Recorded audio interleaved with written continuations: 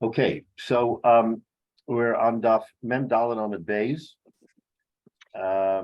maybe about 10 or so lines from the bottom, but we'll just back up a little bit to for sake of continuity. And of course, we're talking about this whole Inyan, which was a very important discussion back in the time of the Mishnah, and the Amoraim and the Gemara, of course, is what was the main coin of commerce at the time? And there's obviously this debate that goes on. Rebbe himself changed his view from when he was younger to when he was older as to whether it was gold that was the medium of commerce or whether it was silver. So when he was young, he said it was gold, and then later on he said it was silver. And of course, the importance, as we've said now in the last few weeks, is that money, from a value standpoint, doesn't fluctuate. Only merchandise, produce, something that is that you buy for money is what fluctuates. And that's a very important concept because it affects literally everything that they did at the time, from regular commerce to trumas and maasros, to the question of ribbis, which we talked about, because ribbis can only be by merchandise, it can't be by money. You can't have ribbis and money, you can only have it in merchandise. So it's a huge factor on what it is that is the coin of the realm. So, and now the Gemara, when we talked last week, introduced the machlokes between Beis Shammai and Beis Hillel, that Beis Shammai is the one who takes the position that it's silver that is the coin and gold is the product, the produce, and Beis Hillel the other way around. And now, so that machlokes impacts us in terms of all of that we discussed, because what happens when you, in this particular case of our Gemara, you take Masa Sheni, because Masa Sheni is something that, remember, everybody has to, who has in the agrarian society, in the first, second, fourth, fifth year of the cycle, you have to take off Masa Sheni. And since people who live far away from Yerushalayim couldn't bring the actual Masa Sheni, the actual food, because it would spoil, they would translate that into money, go up to Yerushalayim and use the money to buy produce, and that's completely legitimate. The Gemara then raises the question, what happens if you take the produce, sell it, and depending on whether it's Beis Shammai or Beis Hillel, if it's Beis Shammai, you can't trade it into gold, because gold is produce, just like the produce that you're harvesting. And you can't trade produce into produce. You have to trade it into money, because the Torah says kesef yora, that we'll see from the pasuk that we're going to talk about, that it has to be kesef that has to be brought up to Eretz Yisrael. You can, and if you bring up gold according to Beis Shammai, you're bringing up produce. The pasuk in Devarim, I'll read it. It says v'nosata ba'kesef v'tzarta ha'kesef v'yachol. You'll tie the kesef to your hand. V'alachta l'mokim and you'll go to the place where Hashem points, which is Yerushalayim.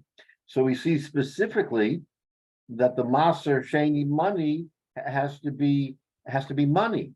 And if you take the position of Beis Shammai, it's not money, it's produce, because he's transferring into silver. Okay, that you can do, but into gold you can't do. So that's where we're up to now. So now that's the machlokes Beis Shammai Beis Hillel. Now there's two on my roim we introduced, Rabbi Yochanan and Rish Lakish, who also weigh in here. And so we'll start there, and we'll just repeat there quickly. It's the small bays at the beginning of the line, maybe about 20 lines from the bottom. There's a little bays at the beginning, right? And the Gemara says, Rabbi Yochanan and Rish Lakish. So the machlokes Beis Hillel and Beis Shammai, which we just talked about as to whether or not the gold is money or produce, that became a machlokes of Amoraim later on. What was the machlokes? Rabbi Yochanan said, Chadam machlokes b'shloim al dinrim. And again, what we said last week is the Gemara didn't identify who is who, and that's what part we'll do today. We're going to identify whether it's Rabbi Yochanan or Rish Lakish, which side they take. But Chad Omar, the Gemara says that one of the Maron said the machlekes between Beis Shammai and Beis Hillel is only by when you have silver money, and he talked about saloim, silver saloim. In other words, someone took the produce, transferred it into silver saloim, and now you want to turn those into gold. Remember, the whole point is that gold, you needed far less quantity of gold than silver.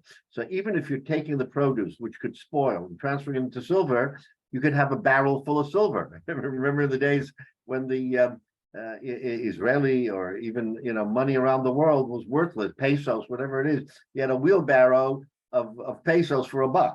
So I mean, you can't take that to Yerushalayim. So what they would do is gold always had the greatest value from a value standpoint. So they take the silver, which they transfer the Masa Sheni into, and now they were transferred into gold, so that you only have to take a handful of gold denarim.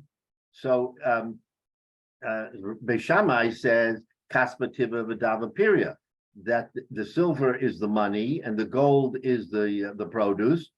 But Tiva Apiria lo machlalim, and you can't be machalal, you can't make unholy, unkodesh, taking money and buying produce, because you started with produce. You can't go from produce to money to produce. That's Beis Shammai. Hillel Savar Kaspa Piria V'Dava Tiva, the other way around. That silver is the produce. So when you traded Masa Sheni for silver, you really put it into another form of produce, i.e. kesef, money, which was easier to transport to Yerushalayim. So now if you want to buy gold, it's perfectly fine because gold is money. So there's no dispute that you can't do it. And you're allowed to transfer produce of Masa Sheni into money. So that's Rabbi Yochanan and Rish Lakish are arguing over that point. That's fine. That's exactly the machlekes Beis Hillel Beis Shammai. Now, what else is Rabbi Yochanan and Rish Lakish say? Abel Peiros al Dinran Divrei Hakol Mechalin. But to take the Masa Sheni and transfer it directly, not through the silver, but directly into gold, everybody agrees. Who's the Chiddush? The Chiddush is Beis Shammai, because Beis Shammai holds that vis-a-vis silver coins, gold is produce, is product. So you can't transfer Masa Sheni into silver than into gold. But they're saying, according to this one Amira, Chad Omar, you can directly take Masa Sheni and transfer it into gold, even though gold was considered produce, not money. Why? My Thomas, says the Gemara, Beis Hillel, because Beis Shammai is agreeing that when it comes to transferring the kedusha of Masa Sheni directly into gold coin, which would be considered produce otherwise, with regard to direct transfer from a Masa Sheni, it is not produce, it's money. So that's the Gemara says, my Tama, in this venue, in this circumstance, it's considered money, just like Beis Hillel considers money. Kesef, the Beis Hillel, afagav the kasba legabe dava, piria hava. According to Beis Hillel, kesef regarding zov, regarding gold, is considered what? Is considered produce. Legabe piria, but legabe fruit, tivahava. So in Beis Hillel, we see that depending on what you're transferring, the money changes definition. Legabe kesef, when you have silver money and you transfer it into gold, then according to Beis Hillel, silver is considered money, even if gold isn't. So, but regarding direct transfer of Paris, it's considered money. Says the Gemara, Zov Nami Beis Shammai. So, in the same vein as Beis Hillel says that it's money, so too says Beis Shammai that when it comes to transferring from Masasheni, from the actual fruit, into coin, Zov is considered money and not produce. Af al gav the dav al gabi kaspa piriyahava. Even though in relation to silver, gold is produce, but it changes its stripes, so to speak, when it comes to the gabi piria tavahava. But regarding trading from actual masasheni fruit to food, then we consider it money. So it's an anomaly, yes, but Beis Shammai justifies it by saying that gold can be two things. It doesn't always have to be produce. Vis-a-vis coin that is silver, it's produce. Vis-a-vis actual produce, it's money. And that's his position. Now, it's again, the question might be, where does he get it from? I mean, how do you change the character of a metal, in this case gold, from produce vis-a-vis silver to money vis-a-vis actual produce? But that's Beis Shammai's position, and therefore Beis Shammai can justify in this Chad Omer, in this Amora's view, that the machloikis between Beis Shammai and Beis Hillel is in only one thing. What's the one thing? Whether or not you can transfer the kedusha of Masasheni from silver dollars to gold. In every other respect, both Shammai and Beis Hillel do not argue. They agree to each other. But with respect to transferring kedusha from silver to gold, Beis Hillel says you can do it, and Beis Shammai says you cannot do it. That's an important consideration because the other Chadama, which we're now going to say, this argues on that. So okay, so that's the Chazara pretty much from last week. If there's any questions, let's go through them, because now we're going to see the other Amora. We're going to find out who he is in a minute. But the other Amora does not take this position. He says that the Machlokes Beis Shammai Beis Hillel is in everything. So in other words, there is no point of agreement between Beis Shammai and Beis Hillel. Let's according to the other view. According to this view, there is a point of agreement. What is the point of agreement? If you are mechalel, you make unholy masa sheni directly into gold, you can do that because vis-a-vis masa sheni fruit, gold is money. Okay, so that again, that was the discussion in the time of the Mishnah, and in the time later when the Amoraim came up, they clarified the machlokes Beis Shammai and Beis Hillel. So far so good, is that Beis Shammai and Beis Hillel have only one point of contention, and that's only when you take masa sheni, the masa sheni that you collect in the field, and you want to directly, I'm sorry, if you take the masa sheni and you trade it into silver, which you can do. Now the silver still, you got a bushel full of silver, you can't schlep it to Yerushalayim. You want to transfer it into gold. Can you transfer it into gold dinarim? Going to Beis Shammai, no. Going to Beis Hillel, yes. Because Beis Hillel says it's money, and Beis Shammai says in that venue, gold is produce. Okay, so that's where we are today, and that's according to that one mandama. Now we're going to go weiter, and the Gemara says, where are we? About 3, 6, 9 lines from the bottom. B'chad Omar. So that's where we stop. So now we're going to go to the other Amora. We're going to see who he is and what he says. Excuse me, Rabbi. Go ahead. What was the local commerce? I mean, doesn't it always depend on the local custom of which kind of coin is considered valuable for? Yes. Yes, absolutely. Why? How can they come out with a universal kind of answer when in fact the local variations may switch between silver and gold? So that's a very interesting question. And the way to answer that is to look at what we said, I think it was last week, because we've been talking about this now for 2 weeks, but last week, what did we say? The Gemara says, wait a minute, exactly what you just said. There are places where actually it was with regard to copper, but it doesn't matter because copper, gold, silver could be with any one of them. There are places where one type of coin is more prevalent than the other type of coin. And your question is correct. So in that jurisdiction, that's the coin of the realm. So why are you painting a universal picture? It should be a local picture. That's exactly the Gemara's kasha.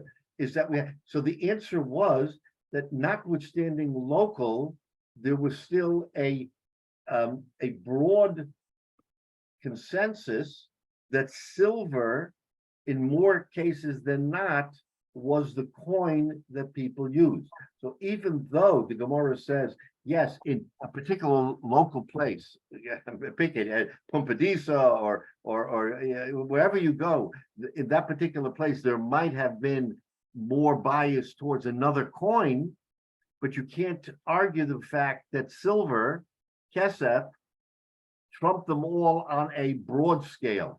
And to answer your question, the Gemara didn't want to start breaking it down into localities and say, if you're from point A, then it's copper. If you're point B, it's silver. If you're point C, it's gold. Then there would be total hefkerus. In other words, there wouldn't be a uniformity of what people are doing in commerce. And the Gemara, again, with everything in mind, was creating a society here, and they wanted the society to have a one coin of the realm that everybody could agree on.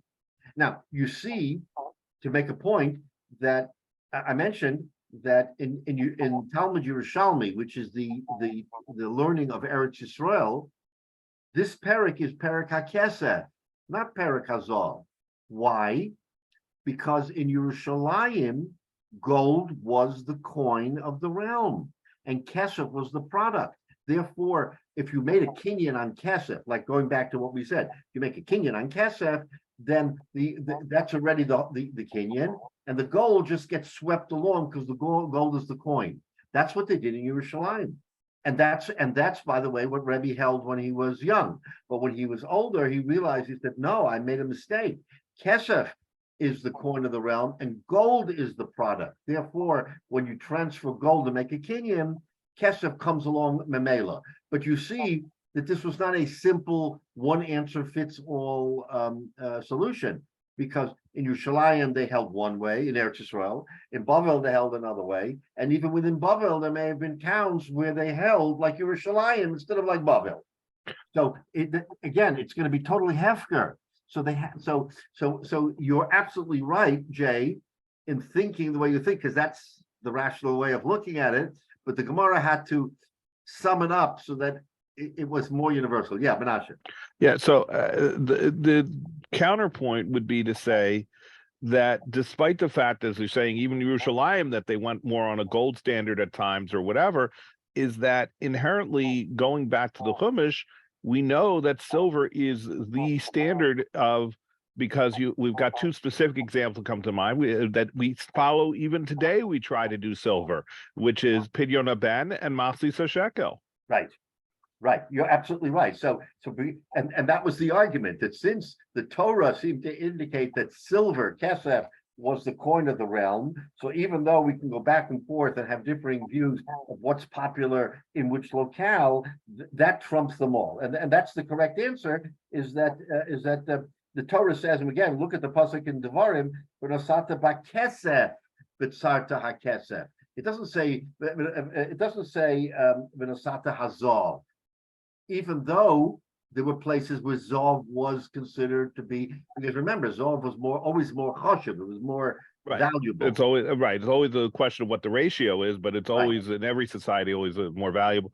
But the catch is that it seems, if I understood some of the previous discussions correctly, which I might not have, that there's this idea that sometimes when the Chumash is talking about Tarta Kesef, that it's really talking maybe more generically money, with Kesef becoming a synonym for money, whereas and yet we have very specific situations, like I said, Pidyon Ben Machzis Shekel, where it's very clearly, definitively silver. Right. So, and that's what the Gemara, the Shakla Bataria, the back and forth of the Gemara of first the Beishamah Hillel and then Rosh Lakish Rabbi Yochanan is exactly to your point. What does the Torah mean when it says kesef? Is it strictly speaking kesef, or is it more generic? And then we have to look to the coin of the realm at the time. And if it's kesef, great, silver. And if it's not kesef, then it's all. That's exactly the point. So in other words, it is fluid. Let's just say that the whole it's a very fluid discussion because we have no hard and fast. Now we know the halakha is like Beis Hillel, right? The pasuk like Beis Hillel. So why?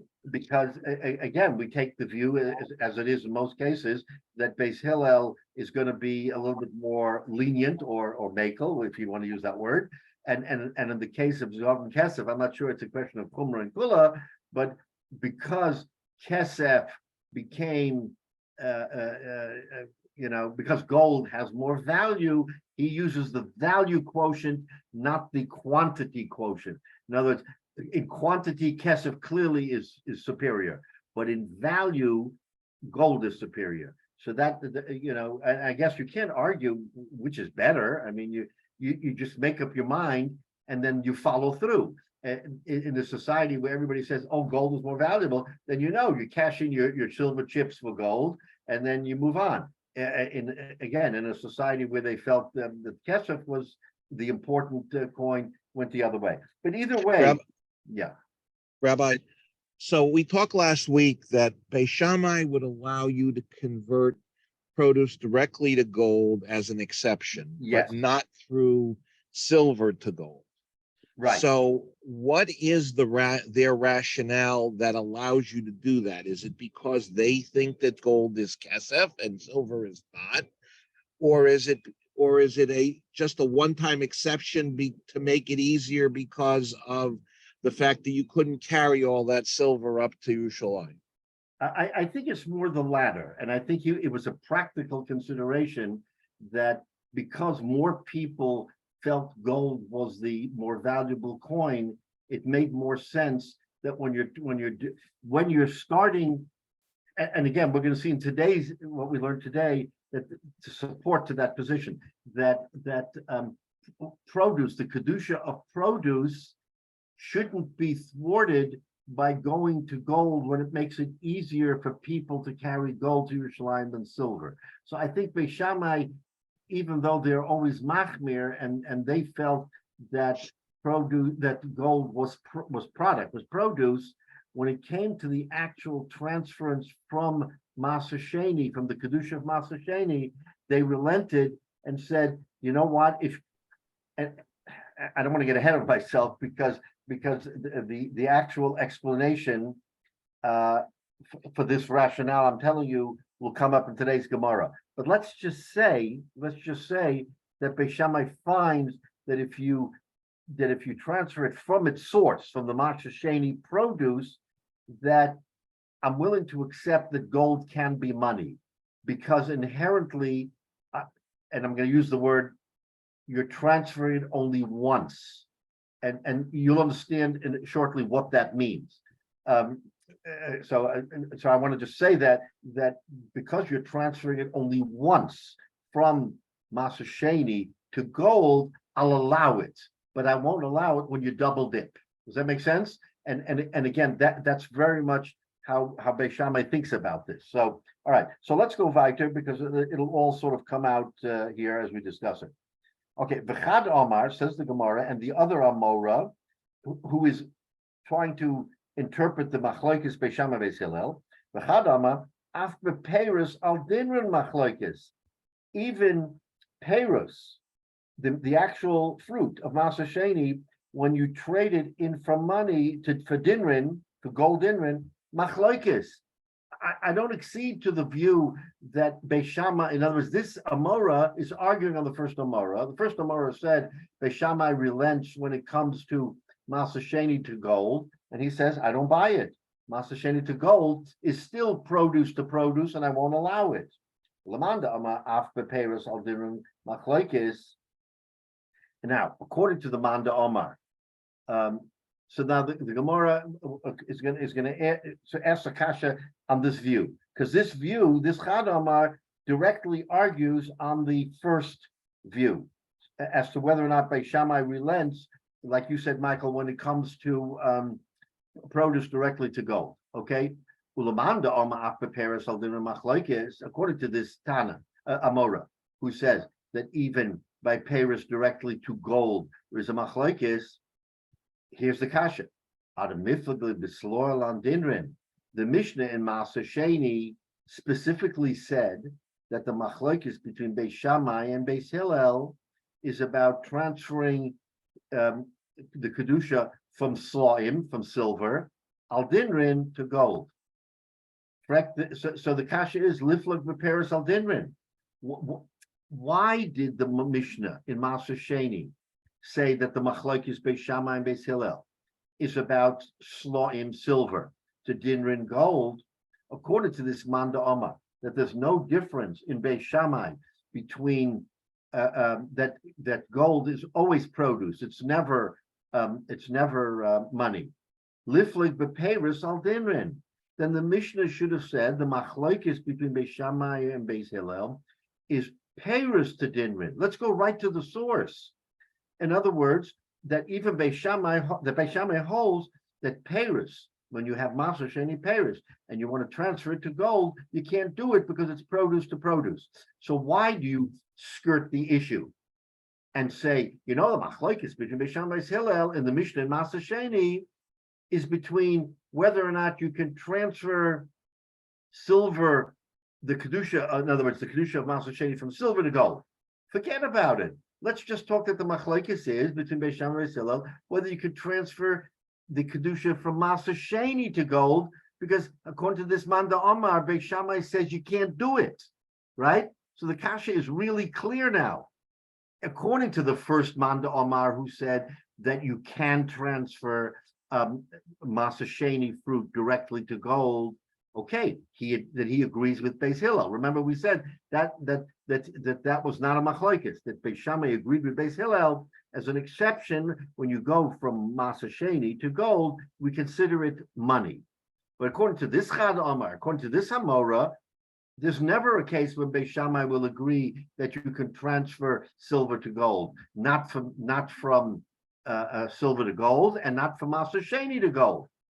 In other words, he doesn't buy the fact that gold has two values depending on how you transfer it. And the best proof, says the Gemara, is if you're right, this Amora, you're right. The Mishnah should have said, what's better to say? The machlokes between Beis Shammai and Beis Hillel is about dinrin from silver to gold, or produce to gold. Of course, produce to gold, because that's the actual source. You're collecting Maaseh Sheni, you have a barrel full or bushels full of fruit, and you want to transfer it into gold coins and take it to Yerushalayim. No, you can't. According to Beis Shammai, you can't do it. According to Beis Hillel, you can do it. That's the Iker machlokes. Why doesn't the Mishnah say that? Why does the Mishnah go sort of roundabout and say, no, the machlokes is dinrin to sloim to dinrin, when you have silver sloim to gold dinrin? No, the machlokes is at the heart and soul of whether you can take consecrated Maaseh Sheni, holy Maaseh Sheni, and transfer it into gold. Beis Shammai says no. Beis Hillel says yes. That's the kasha. It's a gewaldige kasha, because if you're going according to this Chad Omar, how are you going to resolve it? You can't say that the Mishnah is giving us the second best argument, the argument about silver to gold. No, we always go to the top, and the top argument is produce to gold. And according to this Mishnah, according to this machlokes, that should be the argument. Beis Shammai says you can't do it. Shul says you can do it. So that's a really good kasha that the Gemara is asking against this Chad Omar, who wants to say that Beis Shammai says, Michael, that you cannot transfer produce into gold, even directly, because gold is always produce, never money. No, that's not 100% agreed upon, obviously. So according to this Amora, he takes the view that Beis Shammai never conceded that gold has different stripes depending on whether you transfer it from fruit or from money. Because, by the way, that's a chiddush, right? As we're saying here, it's a chiddush to say it's money regarding fruit, but it's not money regarding silver. That kind of like you're playing both ends of the table, and how do you justify? You asked, how do you justify? So we wanted to give an answer how Beis Shammai justifies. But according to this Amora, there is no justification. Beis Shammai never says you can take produce and transfer it into gold, only into silver. So that's the Gemara's kasha here. And Excuse me, now, so we have to give a teretz, okay? So excuse me, now the Gemara is going to give a teretz and say as follows. excuse me, Rabbi. Go ahead, Jay. Maybe I'm confused. This is confusing, by the way, so you're not alone. There was, the Beis Hamikdash was operating before Beis Hillel and Beis Shammai came on the scene. Correct. They had to have a Masorah of how to do it because this was going on all the time. L'maaseh Sheni, throughout the year or during the Shalosh Regalim. So how could the Masorah of how everybody did it get broken up to the point that became a machlokas? I'm just That's puzzled by that. How Yeah. many years they were doing this? This was an activity that was visible to everybody. So what happened? But Well, you could that- ask that that's a- about almost go ahead, anything. There's a machlokus about what we did in the base of Midrash. There's stuff about how things were done on Yom Kippur and how things were done with Mizbeah, all kinds of things. No, so Jay, you would think, your question is right on point. You would think there was one way they did it, and let's just look at what they did it. Comes Beis Shammai Beis Hillel, and they say, but this is what they did. In other words, Beis Shammai and Beis Hillel are actually coming to interpret what happened in the Beis Hamikdash, because we have no written Masorah until the Mishnah what they did. So how are we going to go back and figure it out if Beis Shammai and Beis Hillel came along and Beis Shammai says this was the Masorah and Beis Hillel says no, this was the Masorah? So you can say Teku. I mean, you're going to say, okay, fine. What are we going to do? We're going to have to wait for Mashiach to come back and tell us what happened in the Beis Hamikdash before Beis Shammai and Beis Hillel. But again, this is the way the whole history of halacha sort of plays out, is that I understand this, but every family, yeah, since they were all farmers, that they Yeah. knew what they had to do each year in order to deliver the Ma'aser Sheni. let me This is give not- you this let me is give you an like- answer in a different realm, and I don't know if this is going to be satisfactory, but let me just say the following. Today we have halachas. I mean, today over the last, I don't know, since we have maybe Yerushalayim back or Yisrael, you have poskim who tell you what the halacha is on keeping yontif. Right? Give me an example. One posik will say that even though the Masorah was that in Chutz La'aretz you do different than Yerushalayim, right? That was a Masorah that the rabbis came up with. But when you come to Eretz Yisrael, even if you're not a Toshav, this is how you should comport yourself in Eretz Yisrael when it comes to the halachas of let's say the Shalosh Regalim, right? I mean, this is a very topical discussion. Comes another Paisik and says, no, you have to look at it a little bit differently, and you have to say, and then they come up, I've heard at least a half a dozen different views of how you comport yourself if you're from Chutz La'aretz in Eretz Yisrael, and we all have, right? We all have heard many different views from different poskim. Now I'm going to ask you a question. Why is that subject to machlokes? There should be a one uniform answer in halacha. Either when you come to Eretz Yisrael, you're in Eretz Yisrael, Kedusha Haaretz should take over the Kedusha of your own minhag, right? I mean, to me, you would think maybe that's the answer. Comes another pasuk and says, no, minhag hamakam is minhag hamakam, but you have your own minhagim, and we know that in many places a minhag is like a din, and you can't break a minhag. So if your minhag is to do this, and you're not a toshiv, you're only a visitor, then you can't do it. What point am I making? Only that if it was that clear that there was one uniform way of doing it, then that would supersede everything that we know and we discuss in the Gemara and in Halacha. Unfortunately, and the way Halacha works in Klal Yisrael is that Shebachol Dar V'Dar, I mean, until they codified the Shulchan Aruch, it was word of mouth. So you're asking the question, what did they do? The answer is, I don't know what they did. It's what someone tells me they did.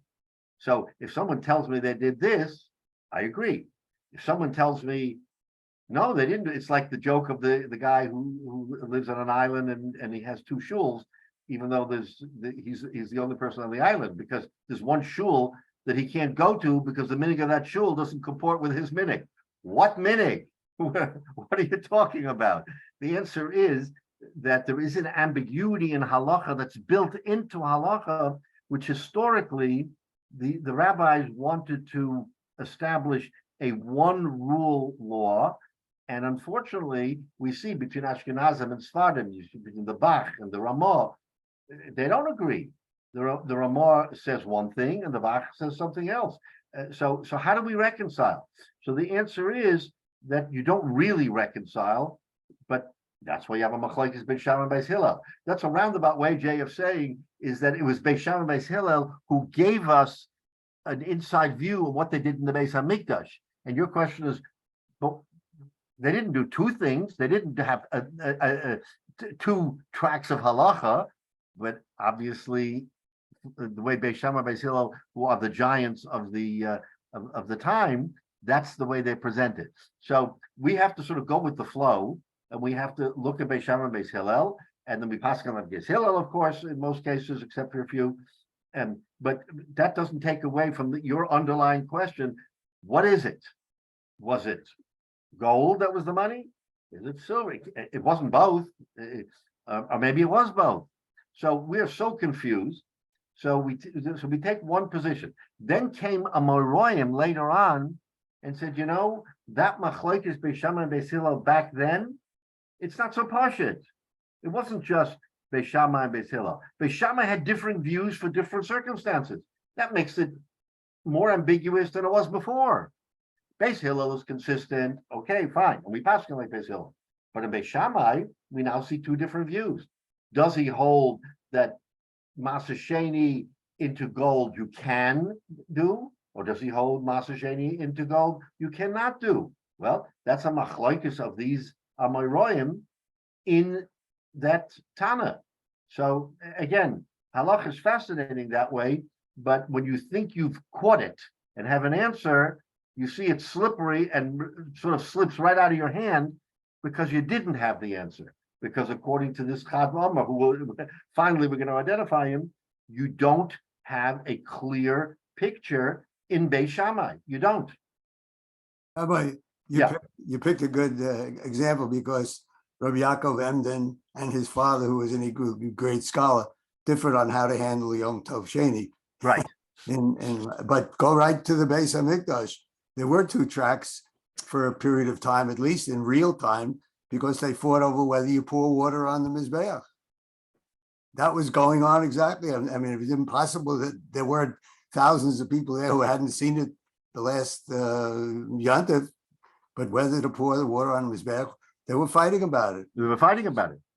Right. So even in real time, they didn't have an agreement on what was the appropriate way of doing it. So I guess look, that's the nature of the halacha of the religion is that we question everything, and unless we have a definitive answer that everybody can agree on, that's the way it was, then that's why we have the ambiguity. And part of it played into the fact that everything was only eyewitness, father to son, mother to daughter, whatever, down through the ages until they finally, Rabbi Nasi did the one thing that held Klal Yisrael, is he said, no, we can't have this because every generation is going to look at the preceding generation and make up its own interpretation of what they did. You can't do that. We have to have a directive. So he transferred the Torah Sheba'al Peh to Torah Shebiksav, and when we finally had a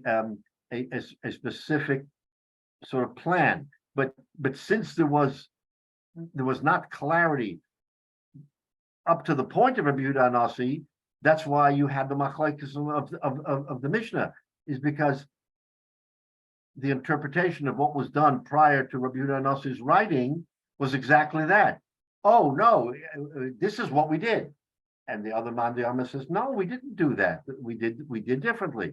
So, how do you reconcile that? It's all, as we said in this week's parsha by Karach, because of machlokes l'shem shemayim. This is the quintessential machlokes l'shem shemayim between Beis Shammai and Beis Hillel that the Torah is talking about, is because you're taking something that clearly had a view. There was one view. There wasn't two. There was one view. But because we are not clear what that view was, we rely on the holiness of the machlokes between Beis Shammai and Beis Hillel to interpret what that view was. But in reality, there weren't two views. There was one view. Is a dinner kesef or is a dinner not kesef? Is it actually produce? That wasn't ambiguous. We're making it ambiguous because we don't know the answer. So again, that's what makes a Gemara like this both fascinating and frustrating. And the questions clearly wonderful, insightful questions right to the heart of it is we can't really answer. I can't answer you and tell you Beis Shammai bottom line in his own mind why he justified making a dinner money when it comes to Maser Sheni and not when it comes to silver. Okay, I can tell you what we know, what we've discussed, but in his own mind, Beis Shammai must have had a very concrete reason for saying that gold can be one thing in one situation and one in another. And it's hard to argue with that, because I know, Michael, you asked that question, but it's hard to argue and to say, so what was he thinking? All right, rationally, we'll tell you what he was thinking, but the emphasis is that it really remains a quandary why he does that. So let's just go into this Gemara because we want to go through this Kadama. So Frek the Gemara. So then, why don't we go? Why is the machlokes according to this mandama in money? The Mishnah in Maser Sheni should have said the machlokes is in Paris. So listen to this answer. This is a fascinating answer. So again, sometimes the question is good and the answer is great. So here's the answer. If Paris al dinrin. You know what? If the Mishnah in Maser Sheni would have said the machlokes between Beis Shammai and Beis Hillel really is on Paris to dinrin, the way you want it to be, then this is what I would have thought. Hava Amina Hanamili beParis al dinrin. Then I might have said that Beis Shammai and Beis Hillel, their whole machlokes was only based on Paris to dinrin. That was the whole machlokes. Aval b'sloil on dinrin, but when it came to sloin on dinrin, Modilahem Beis Hillel Beis Shammai. I would say that Beis Hillel would agree with Beis Shammai. This is what the Gemara is saying. The dava legabi kasva perehu, that gold in relation to silver is Paris. In other words, if you're going to tell me that the machlokes really is only between Beis Shammai and Beis Hillel, only on Paris to money, to gold, then Beis Hillel could well have, we wouldn't know. Maybe Beis Hillel would agree with Beis Shammai. You know what? When it comes to transferring money, silver to gold, you can't do it because gold is produce. And he agrees with Beis Shammai. Now, why would you say that? Because you have no reason not to say it. Because if you're going to say the whole machlokes is in Paris to dinrin, and meaning directly Paris to dinrin, and Beis Shammai says you cannot do it, Beis Hillel says you can, then how do you justify saying that when it comes to dinrin, to a kesef to dinrin, that there is a machlokes between Beis Shammai and Beis Hillel? No, we're going to say Maida Beis Hillel and Beis Shammai, the dava legabe kaspa, the gold in relation to silver, peirahu is Paris below mechalalonin, and you cannot take holy money, which was transferred from the produce, and put it into gold, because gold is produce. And we know the halachas, you can't go produce, money, produce. You can only go one way. You can only go produce, money. And if according to this Maida Hillel's going to say, no, gold is really a produce. So I'm not going to allow you to transfer the silver into gold. You wouldn't be able to say not. Komash Malon. Therefore, the Mishnah in Maser Sheni wants to obviate that possibility. And therefore, the Mishnah says, no, the machlokes really is in Sloim to Dinrin. Beis Shammai says you cannot transfer silver into gold because gold is produce. And Beis Hillel says, no, gold is not produce. Gold is money. Therefore, I'm going to allow it. So, in other words, what the Mishnah is telling us, we had to have couched the machlokes Beis Shammai and Beis Hillel in terms of silver to gold and not produce to gold, in order to understand Beis Hillel's view that Beis Hillel was not conceding this point to Beis Shammai. So that's a fascinating answer. So the Gemara is telling us that, but for the fact that we're saying specifically in the Mishnah that Beis Hillel says that you can transfer silver to gold, I wouldn't have known it. He's saying I wouldn't have known in Beis Hillel that you can do that unless the Mishnah says that that's the machlokes. The Mishnah had said the machlokes was produce to gold. I would have automatically thought that Hillel concedes to Beis Shammai. Says the Gemara, no, he doesn't concede. He holds that the machlokes is mamish in silver to gold. But that machlokes now carries forward, according to the first Manda Omar, Beis Shammai agrees that gold is considered coin vis-a-vis produce. And the Chad Omar, the second view is no, the Beis Shammai is consistent that in all cases, gold is produce, and you cannot transfer produce to produce. So, okay, so now we have defined the machlokes between the two Amoraim, and we're about to reveal who is who.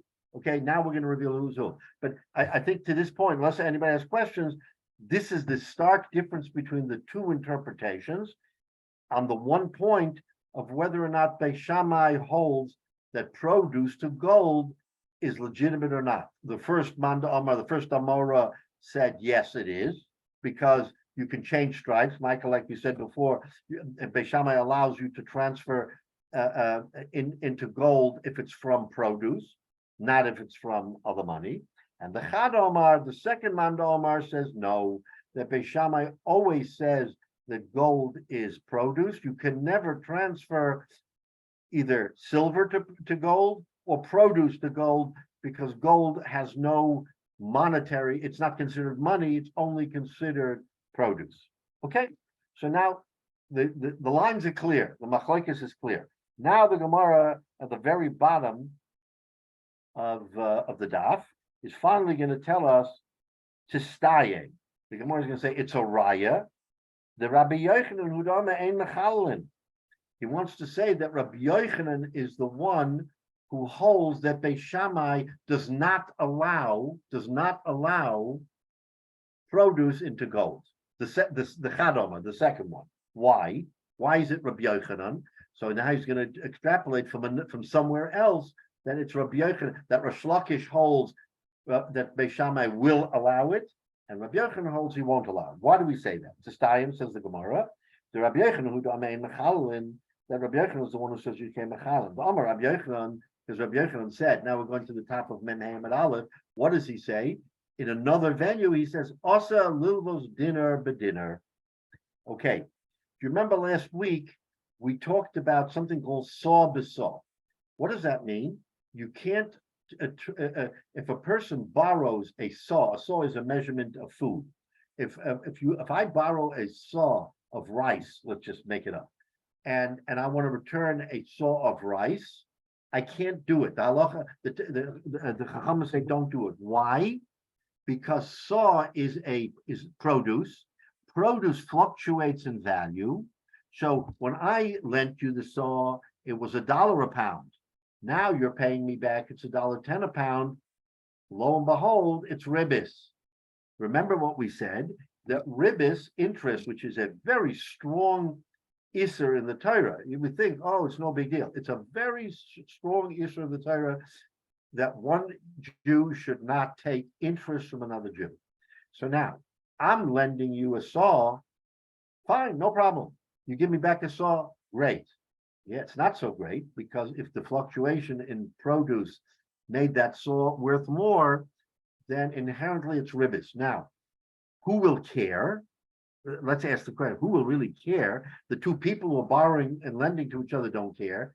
The teretz is that Gavra Islay, there will be people who will see the transaction and they will have known that Reuven lent Shimon a saw when it was worth $1 a pound, and they'll know that he paid him back $1.10 a pound. And they're going to say, can you really do that? Are you allowed to repay something that is worth more now, and you're not violating the issue of ribbis?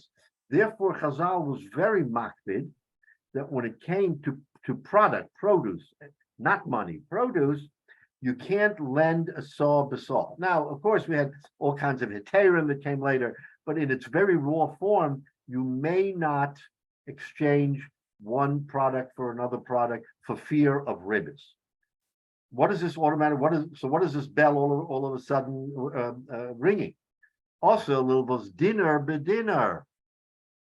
Says Rabbi Yochanan that you cannot exchange dinner for dinner. It says Rashi at the very top.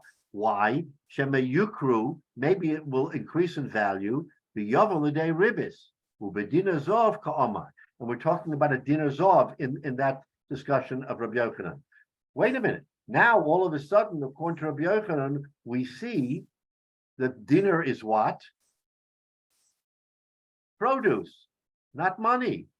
Now we have the answer. Rabbi Yochanan is the one of the Amoraim who says a dinner is not money. Because if it was money, then interest doesn't come into play, because money never fluctuates in value. That's how, the way Chazal, that's the way the Chachamim positioned it. It is never money that fluctuates. It's what money can buy that fluctuates. That's why it's saw b'saw, not kesef or some other word.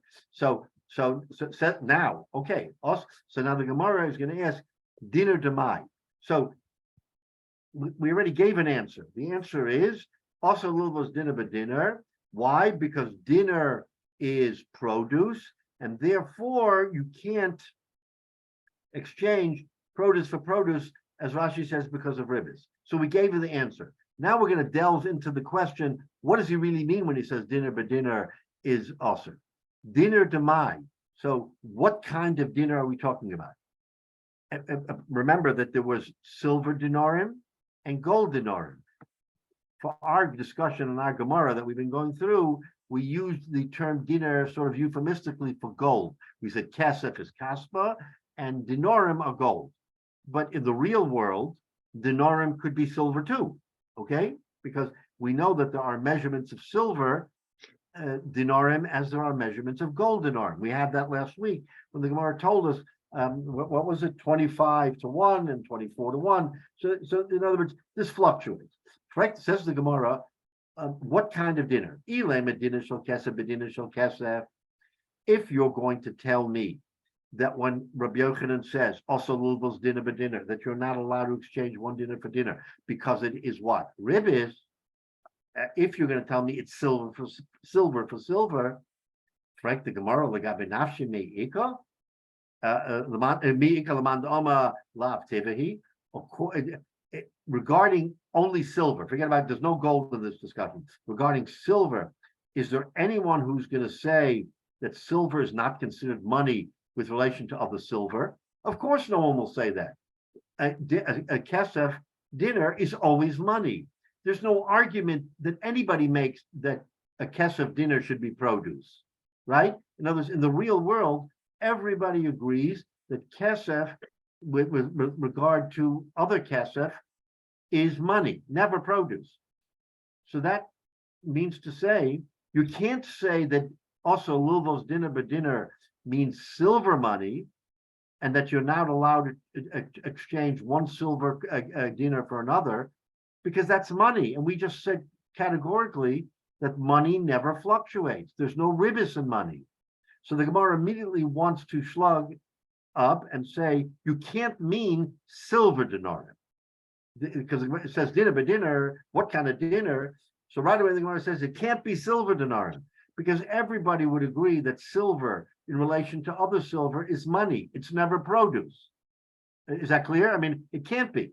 There's no one who would say that, says the Gemara. L'pshita dinner shel zahav, bedinner shel zahav. Therefore, we must be talking about gold dinner for gold dinner. And the Gemara is telling us you can't transfer one gold dinner for another gold dinner because of ribbis. So, Rabbi, can I get a clarification? Sure, I'm sure, a go little ahead. confused. So in your example of Erez rice, so if I borrow A cup of rice. a cup of rice and the price fluctuates and I return a cup of rice, I can't do that No, because that's ribbis. because that's ribbis, because the value of rice exchange, even though the exact quantity Is the same. measured out is the Exactly. same commodity. Right, because the, So you have to convert it into something that doesn't change. correct. But the fact is that if and you're saying if So, you so keep- Michael, if I gave you a saw of rice and you gave me a saw minus of rice, I would somehow be able to equate the fluctuation in terms of the quantity of rice. Like you go to the store today and you used to pay $1 for 16 ounces of spaghetti. Today, you're paying $1 for 14 ounces of spaghetti. You're getting less product for the same money, right? So in Right. terms of halachic verbiage, in order to make saw besaw not usser, then it would you would have to give me back saw minus a certain amount that it takes into account the fluctuation of price. but don't we have we've learned in the past that the value is established at the time the exchange takes place. Correct. So if it later on, So if, so if I give you back the same thing, if the saw of rice was $1 at the time of the exchange, but it's a saw of rice and I give you back a saw of rice, how am I, even though the value changed, I'm giving you the exact same produce that you gave me back. So That's even though the ribbis. value changed, I gave you the exact thing I borrowed, I gave back to you, assuming the quality is the same. right? And more than that, I loaned you that cup of rice, and I said, please make sure to return it by next Tuesday because I'm making rice for dinner next Tuesday. I'm expecting I need a cup of rice next Tuesday. Giving me some silver or giving me a little bit less rice isn't gonna Yeah, satisfy. but Menashe, since the world changed from when you gave him the cup of rice to now, and the values changed, says the halacha that in produce we have to be very sensitive to ribbis. So we have to watch very carefully on the market, on the world markets, what's rice doing. Now you have to become a businessman. You have to understand that rice just increased in value, and I'm giving you back a greater value than you gave me. That's the definition of ribbis. But when you have a shomer chino or one of the other shomrim, you're supposed to give back exactly what you borrowed. Or what? No, But that's the same object. This is Not an alone. equivalent object. It's not a loan.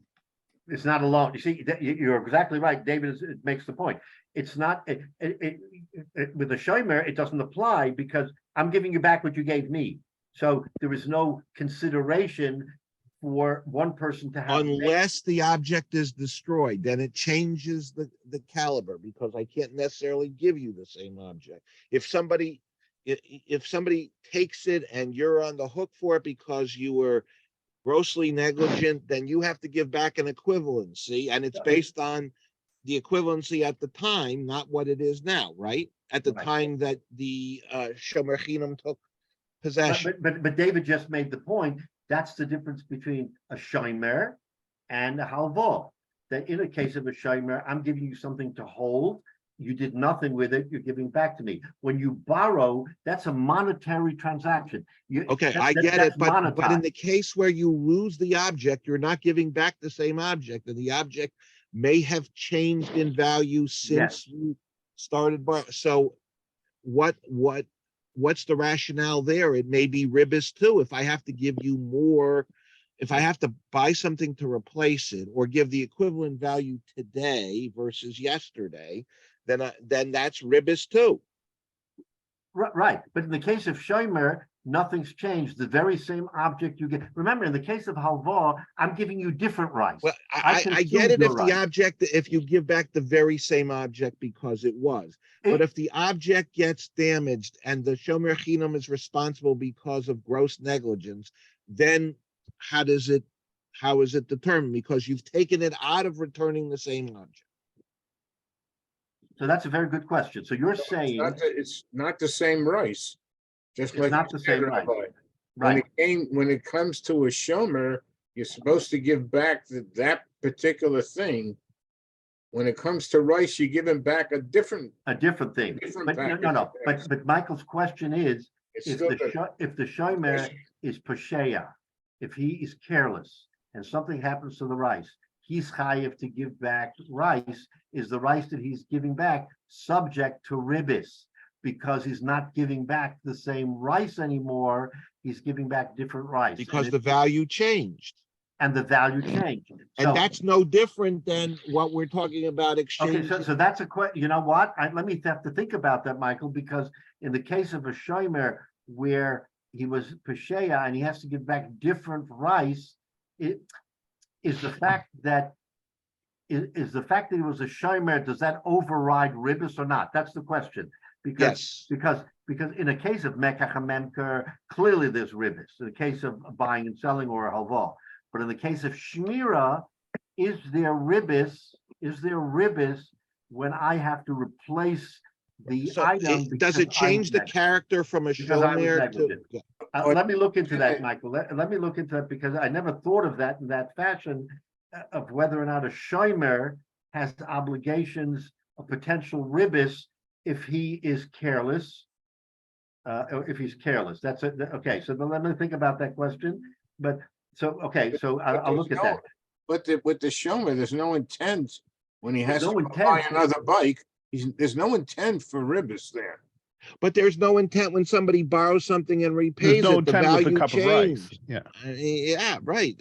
There's no Right. intent there. Right. I'm No, going to no, give no, you no, back you- what I borrowed. Right. But yet the halacha is, even without intent, you are subject to ribis if you don't watch the fluctuation. So your question is, if the market fluctuated from the time I gave you an item to guard, and now you lost the item and you have to replace the item, are you going to be chayiv and ribis if you give me back the same saw or not?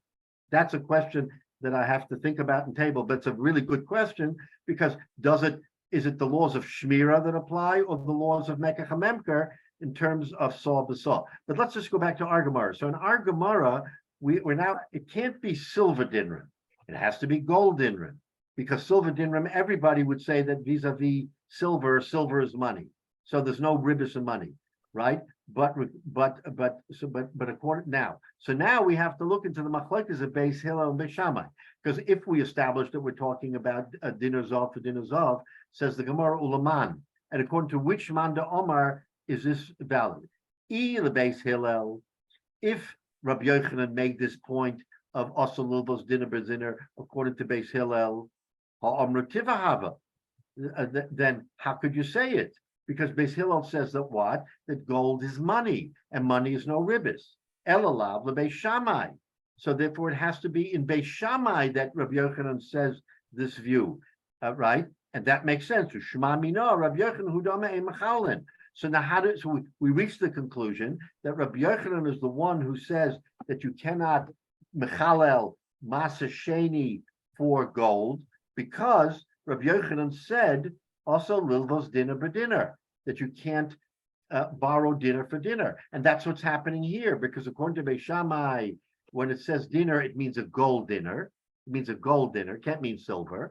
Therefore, Rabbi Yochanan is the Manda Omar, he's the Chad Omar. The Chad Omar of today's discussion is Rabbi Yochanan, according to this Gemara, because Rabbi Yochanan, it can't be Hillel, because according to Hillel, it's money, and money doesn't fluctuate. But according to Beis Shammai, produce fluctuates, and therefore gold is produce. So that's how the Gemara ad kan. We're not finished. This is how the Gemara concludes that the Gemara is, according to Rabbi Yochanan, says the Gemara Shema Mina that that's the case. Let's take a look here. L'olam says Rashi Emelach Rabbi Yochanan Huda Amar Divra Kol Mechalin. Okay, so we've now concluded that the machlokes of Moiroim between Rosh Lakish and Rabbi Yochanan is Rosh Lakish says that Beis Shammai agrees that regarding produce, gold is money, and Rabbi Yochanan says no, it's not money because of this brisa that he states also, not the brisa, but the statement of also lilvas din of a dinner on ribis proves that according to Beis Shammai, gold is money and not, is produce and not money. Okay? Ad kan. So that's what we answered.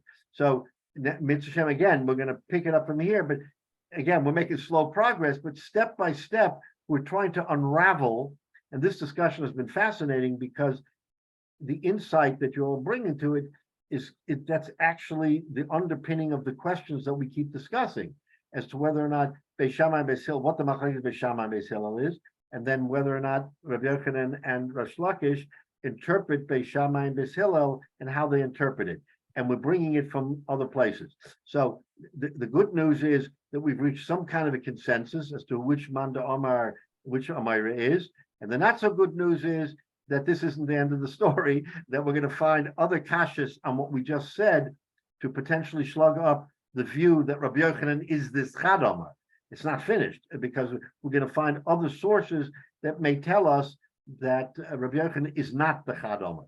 But again, for our purpose today, we've now defined machlokes Beis Shammai and Beis Hillel, machlokes Reish Lakish and Rabbi Yochanan, and how it interplays. And the one question that we're left with, Michael, that I will take a look at, is whether a shomer chinam, who would have no obligation on ribis if he took the shmira, the object of the shmira, and returned it because there's no mekach memker. And ribis only applies to mekach umemker, clearly. But the question is, if he was careless and this item of shmira was destroyed, and he now has to replace it, how do you look at the replacement? Is it pure replacement, just like the original, and there's no ribis?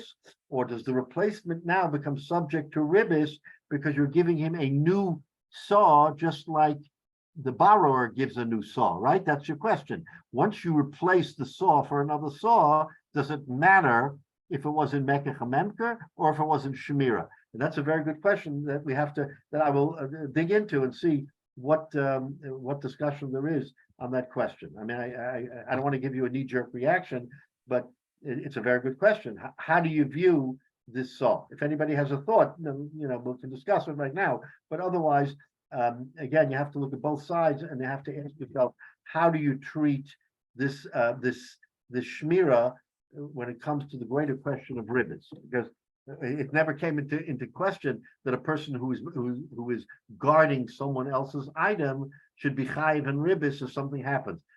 That never became a question, and maybe it isn't. I'm not saying it's a question, Michael, but you ask it, and it's an interesting ahara. So let's think about it, and next week we'll talk about it before we get into the rest of the Gemara. Yasher koach, Rabbi. Again, a fascinating discussion, and again, it's not so esoteric when you think about this was the heart of the Mekach HaMemker at the time. It's like we're arguing today about silver dollars and paper dollars and Bitcoin and Verves laws. I mean, you have all kinds of things today that are considered in the realm of money. How do you treat those? I mean, again, it's a halachic question. Maybe if you use Bitcoin in all of this, is there ribbis? Is there not ribbis? Can you? There's no Masa Sheni. There's no Beis Hamikdash. But what would you do? What would you do? Anyway. So the other thing, the cup of rice may not be the best example. But you look at these days, eggs. They over the last year they went way up, doubled, tripled in price, and then they came just as quickly back down. Right, exactly. So, and eggs is a good question. If I had sold you a dozen eggs, and now you're supposed to, or lent you a dozen eggs, and you give me back the eggs, you're absolutely right. There would be huge ribbis if I had to replace that dozen eggs. But no one thinks about that. No one really worries about it. Your neighbor gave you the dozen eggs, fine, I'll give you the dozen eggs or whatever. But you're right. These are all questions that, from a halachic standpoint, people who are makbid ask the Rav, ask the rabbi, what's the shaila? What do I do with these eggs? Maybe you have to give them only 10 eggs instead of 12. I mean, again, this is. But the whole issue of ribbis has to have some qualifications in terms of, I said before, intent, or the fact is that you have no choice. You have to pay the larger price. You're not really you're not really helping the guy that you have to pay back, even though you had to pay 10% more. Right. Because if that You're, person you're, would you're, not, you're right. You're not helping him because he's getting the same dozen eggs back. You're 100% right. but if he sells it, after you pay it back, if he sells it, he's not going to get much more, and there's no ribis that was No, intended. no. Nobody makes a profit. If you give him back the same eggs at $3 that he sold you for $1, and then he turns around and sells it to someone else, he's going to make $3, not $1. He will have profited. He will have profited. But if you have to go buy eggs yourself, the one that you gave it to, Right. you have to pay more. So You there's have to pay more.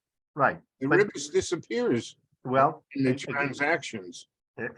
again, it doesn't really, I hear your question, but the halacha says it doesn't disappear. The halacha says that that in merchandise, you have to be extremely careful, even though you're getting the very same thing back that you gave him. So from an appearance standpoint, 12 eggs is 12 eggs, but to the eye of the bystander, that 12 eggs was given in a different time when eggs were much more expensive. So he profited from the transaction because he should only be, for his dollar, he should only be getting back 10 eggs, But not 12. If he doesn't profit, if he has to go out and buy another 10 eggs, he has to pay more. So there's no profit. No, And it doesn't factor into account that silver and gold also fluctuate nowadays. They may not have fluctuated then, but they fluctuate nowadays, and they're traded. So if one of them is the standard and you say that's the standard, you still can measure it and it can still be worth a different amount. And how does that play into this? right. So I think from the standpoint of halacha, the rabbis wanted to make it, albeit it's confusing enough, didn't want to make it more confusing by saying, you know what, money also fluctuates, and therefore you have to be equally careful in returning money as you do in produce. Then they would have totally opened up the discussion that no matter what you do, when you transact monetarily with your friend, you have to be on guard for ribis, whether you lent him $1, whether you gave him eggs, whether you did. In other words, the saw b'saw would then become the mantra for every exchange that you made with somebody. And Chazal didn't want that to be so open-ended that everybody would be totally confused. So they drew a line in the sand and they said, money, don't worry about it. You can always give back the same amount of money. You won't have to worry about ribis. I'm going to let you worry about ribis only when you're dealing with produce, merchandise, but not with money, because I don't want Klal Yisrael to be so totally overwhelmed with the question of ribis that it applies in everything you do in life. So let's distinguish between money, which does not fluctuate, and produce, which does fluctuate, and focus your ribis quotient just on produce, not on the other. Again, we have to get into the mind of Chazal back in the time of the Beis Hamikdash or subsequent when they made the halacha, and that's going to be a little bit hard to do. But suffice it to say that that's how they viewed the world at the time. And then the question becomes those areas in between, as you pointed out, the question of shmira. There are certain areas where it's not money, but it's not mekach memker. How do we treat it? Do we treat it like money that it's not ribis, shmira, or do we treat it like it is money and say that a shomer has to be equally careful in what he returns because it's more like produce than it is like money? Again, it's a question that we'll look at, and we'll see if there's other examples of that, Michael, not just a shomer, where a person may be caught in the trap of ribis unwillingly or unbeknownst to him because he did something that he thought was innocent enough, and lo and behold, he's violating ribis because he didn't know the halacha. He didn't know that you couldn't, that the fluctuation of a product very much impacts what you return when you return it. So these are fascinating questions.